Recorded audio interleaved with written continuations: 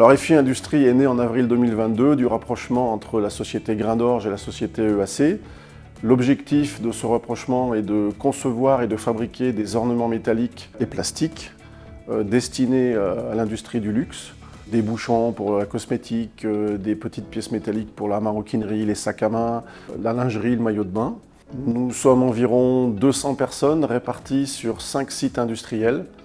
Au niveau de la France, on est sur Paris, Sens, Saint-Étienne, Valence et en Roumanie, à Arad, près de la frontière hongroise.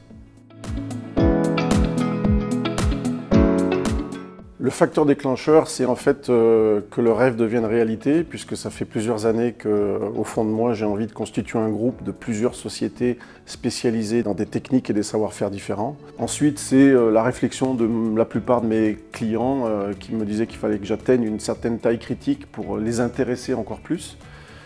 Et la dernière raison, c'était d'adresser de nouveaux marchés, de rentrer dans de nouveaux marchés, tels que la cosmétique par exemple. Et la seule façon, c'était d'avoir des moyens financiers supplémentaires que je n'avais pas. Ce qui fut fait avec Albarest, qui m'a permis donc d'acquérir Grain d'Orge l'année dernière et de commencer à rêver à de futurs projets encore. D'autant plus que cette évolution vers une taille critique me permettait aussi de structurer l'entreprise et de pouvoir constituer un groupe mieux organisé.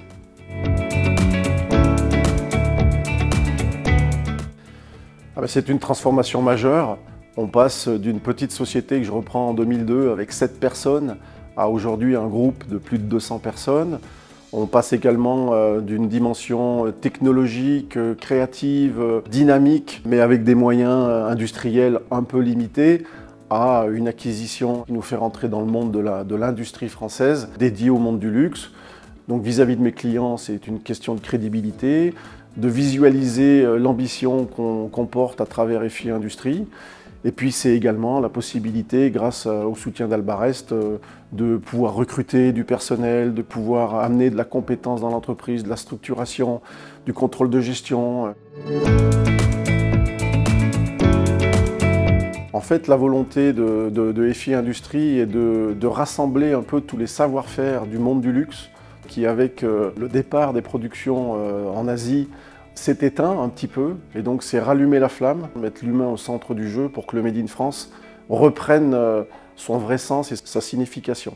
Continuer de grandir, continuer de structurer pour devenir un acteur européen majeur.